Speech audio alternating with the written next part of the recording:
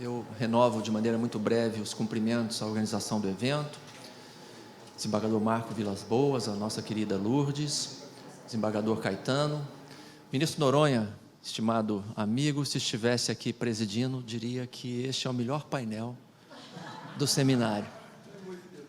Diria mais, que esse painel foi gestado em Três Corações, aquela cidade tão famosa a partir das tantas referências que o ministro Noronha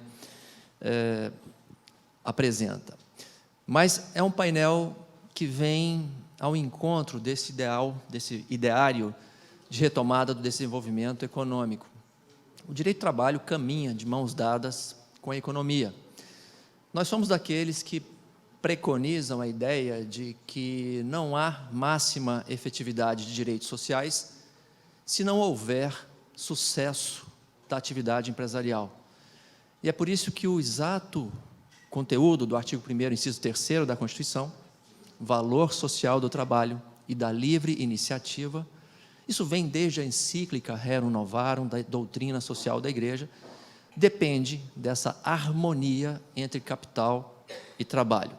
E o papel da Justiça do Trabalho é um papel de harmonização.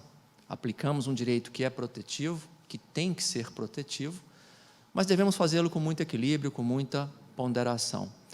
Temas novos serão aqui tratados pelos queridos colegas, amigos, magistrados. Eu devo começar dizendo que são todos mestres e doutores, é o que temos de melhor no Tribunal Superior do Trabalho e na Justiça do Trabalho. Poderão perceber isso ao final das exposições. Vamos começar com o ministro Alexandre Luiz Ramos, um catarinense de boa cepa, que é ministro da Corte Superior Trabalhista, como disse, mestre e doutor em Direito do Trabalho pela Universidade Federal de Santa Catarina, também gestor estratégico de metas do Tribunal de Santa Catarina, coordenou o Comitê Gestor Estratégico Nacional da Justiça do Trabalho e também no Conselho Nacional de Justiça. Ministro Alexandre, a palavra é sua.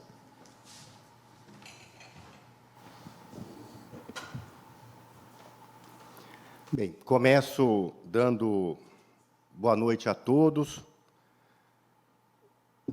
Vou tratar de um tema, como combinado com os queridos colegas, tentando fazer uma análise SWOT do atual cenário no qual se insere a Justiça do Trabalho. Mas começo, evidentemente, antes de fazer a minha brevíssima exposição, cumprimentando o presidente da mesa, meu querido amigo, ministro Douglas Alencar Rodrigues, e cumprimentando também o presidente do CODEPEM, o desembargador Marco Vilas Boas, a professora Lourdes Gonçalves, CEO da Memory, e os meus queridos colegas, ministro Augusto César de Carvalho e o juiz Platão Neto. Muito bem, se houvesse tempo, uma análise SWOT seria, me parece, adequada para este debate. Mas, antes de entrar na análise de cenário, eu gostaria de estabelecer algumas premissas do direito do trabalho. Como o ministro Douglas falou, é um direito protetivo, e assim deve ser mesmo, assim como é o Código de Defesa do Consumidor. São dois estatutos jurídicos que elegem um destinatário prioritário da tutela, e o direito do trabalho realiza, ou procura realizar, os valores constitucionais do trabalho, ao lado, evidentemente, da livre iniciativa e a dignidade da pessoa humana na dimensão do trabalho. Para que isso ocorra, as normas jurídicas devem estar aderentes com o estado da arte, com o conjunto da obra, com a realidade na qual a norma incide. E isso, para o direito do trabalho, é muito importante, porque quando classificamos as relações jurídicas, há um tipo de classificação que estabelece as relações jurídicas reconhecidas pelo direito e as relações jurídicas constituídas pelo direito. Então, a relação de trabalho é uma relação reconhecida pelo direito, quer dizer, existe independentemente do direito a disciplinar, assim como existe o casamento, as trocas comerciais, e, contrário senso, nós temos as relações constituídas pelo direito, ou seja, são aquelas relações que só existem porque o direito assim estabelece, como, por exemplo, a relação tributária, a relação previdenciária e assim por diante. Então, é fundamental entendermos uma certa dificuldade atual hoje da Justiça do Trabalho, na minha leitura, que é compatibilizar um ferramental normativo que tem como principal fonte a consolidação das leis do trabalho, uma consolidação que foi realizada durante o Estado Novo, em 1943, durante um período da história brasileira de autoritarismo, não teremos tempo de incursionar nessa seara, mas que traz uma carga de restrição da autonomia da vontade. Quer dizer, o Estado, naquele momento, se arvora a prerrogativa de dizer o que é melhor para as pessoas. Tanto que o próprio artigo 8º da CLT submete o interesse individual ao interesse coletivo, né, nessa perspectiva que mencionei. E, por outro lado, o que nós temos? Nós temos uma realidade absolutamente diferente daquela que, em tese, foi concebida na década de 40.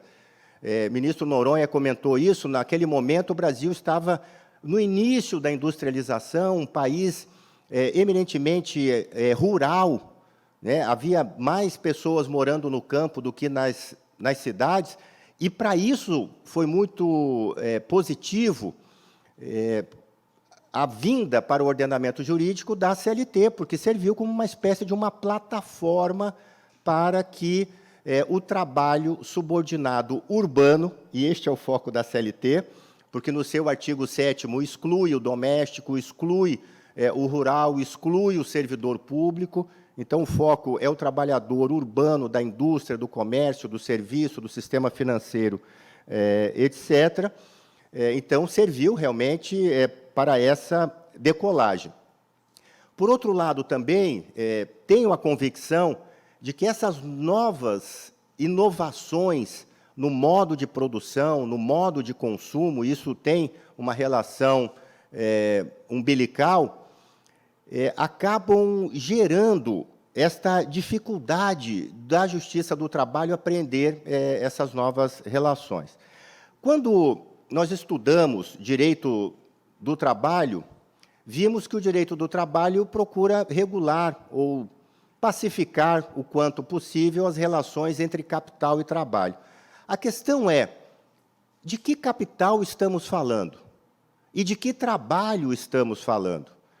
Se imaginamos, de um lado, somente o grande capital, e, de outro lado, o trabalhador hipossuficiente, realmente sem condições de manifestar a sua vontade, me parece que a CLT, nessa perspectiva de dizer o que é melhor para o destinatário da norma, caminharia bem. Mas há um grande problema hoje quando analisamos o cenário. O Brasil tem pouco mais de 19 mil empresas ativas. 19 milhões, perdão, de empresas ativas. O Brasil, então, tem mais de 19 milhões de empresas ativas. Desses 19 milhões, quase 11 milhões são MEI, microempreendedor individual, uma figura jurídica criada em 2008, no segundo mandato do presidente Lula, que encerra, numa mesma formatação jurídica, o investidor, o empreendedor e o trabalhador. Então, percebam que mais da metade das empresas ativas hoje no Brasil se constituem pela figura da MEI. Se nós somarmos o microempreendedor com a microempresa, a pequena empresa, ou seja, o pequeno negócio brasileiro, nós estamos falando de mais de 90% das empresas ativas. A SA de capital aberto representa 0,16% das empresas ativas. Acontece que, se nós olharmos os 10 maiores litigantes, as 10 maiores empresas litigantes no TST, nós temos Petrobras, Bradesco, Banco do Brasil, Caixa Econômica, Correios, Santander, Fundação Casa, de São Paulo, Itaú, Telefônica e Oi. São realmente grandes empresas estatais, de um lado, 5 delas são grandes empresas estatais, e do outro, 5 grandes empresas transnacionais do setor privado. E aí, já há uma certa dificuldade de quando o TST, em certa medida, porque também acessam ao TST recursos de revista de trabalhadores que levam questões sociais importantes. Mas quando, em certa medida, o TST fixa jurisprudência uniforme em relação a um determinado dispositivo legal ou constitucional, que é uma característica do TST, que também analisa no recurso de revista possível violação à norma constitucional ou divergência de dispositivo constitucional no âmbito de sua competência.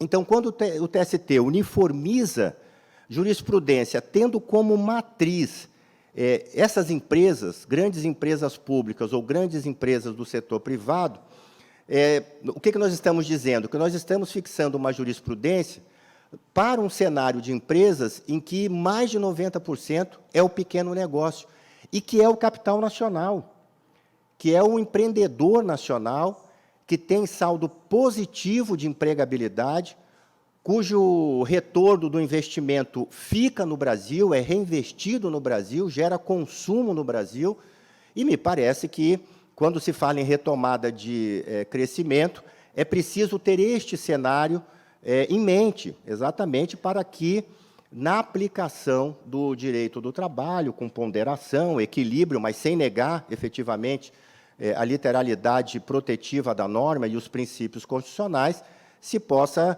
criar um ambiente de previsibilidade, estabilidade, ou seja, de segurança jurídica, que é um anseio da sociedade. Nunca a sociedade brasileira clamou tanto por segurança jurídica. E só se deseja aquilo que não se tem. Então, isso é uma constatação de que o Brasil tem muito ainda que caminhar neste caminho da segurança jurídica. Então, este é o perfil do capital do qual estamos falando no Brasil. Agora, e o trabalhador? É, de fato, só aquele trabalhador hipossuficiente ou existe algo de novo neste cenário atual? Não tenho dúvidas que sim, nós estamos diante de uma quarta revolução industrial. A CLT foi instituída na década de 40, entre a segunda revolução industrial, que gera o Fordismo, e a terceira, que gerou, no modo de produção, o toyotismo. Então, a CLT tem uma base, uma aderência com o modelo fordista. Então, claro, já tivemos algumas alterações, incorporando uma certa noção de flexibilidade na produção, mas a terceirização é um fenômeno que decorre da terceira revolução industrial, e, recentemente, em 2018, o Supremo emitiu tese vinculante, julgando uma DPF e um tema de repercussão geral nesse sentido.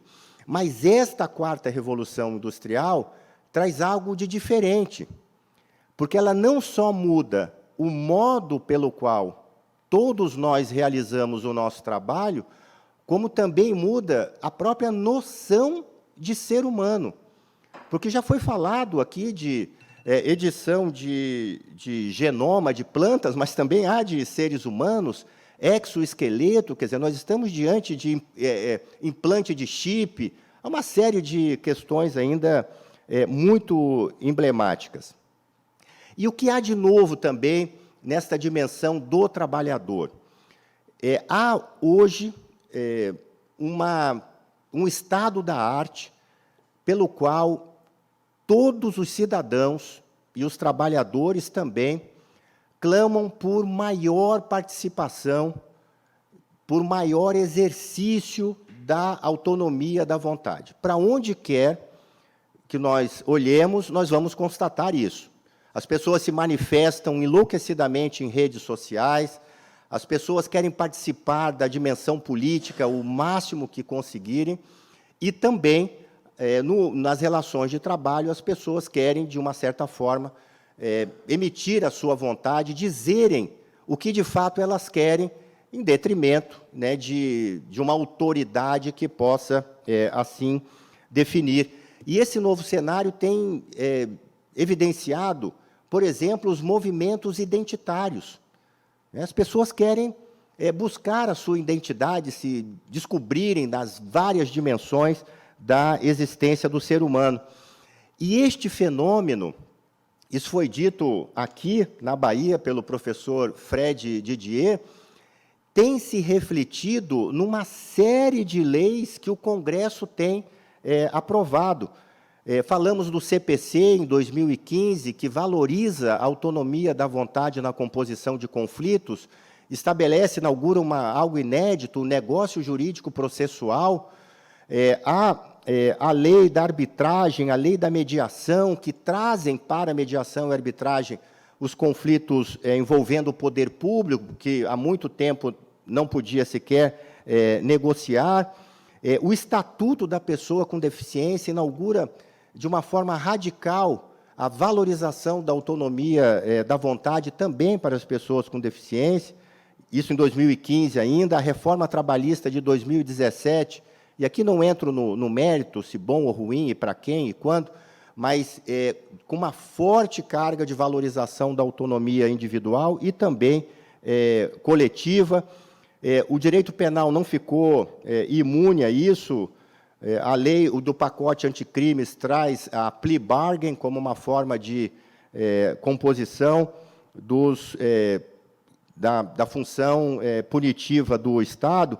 E, se formos mais atrás, a própria lei do juizado, de 95, já trazia a possibilidade de transação penal nos crimes de menor potencial ofensivo. Então, este num recorte muito resumido, alguns aspectos desse estado da arte, com o qual a Justiça do Trabalho terá de lidar. Um dos grandes desafios hoje se enquadra-se ou não na CLT o trabalho por plataformas, e aí nós não falamos só de transporte por plataformas, mas há uma série de situações nas quais profissionais disponibilizam seus serviços em plataforma. Eu sei que esse é tema que o ministro Augusto César vai desenvolver com maestria, mas já temos pelo menos 2 turmas do TST, a 5ª turma, presidida pelo ministro Douglas, e a 4ª turma que integro, que já enfrentaram a questão não reconhecendo o vínculo, mas, recentemente, a 3ª turma inaugura uma divergência que será, evidentemente, uniformizada pela SDI1, que é o órgão interno de uniformização. Então, com essas reflexões, eu esquento aqui a participação dos meus colegas, agradecendo a atenção.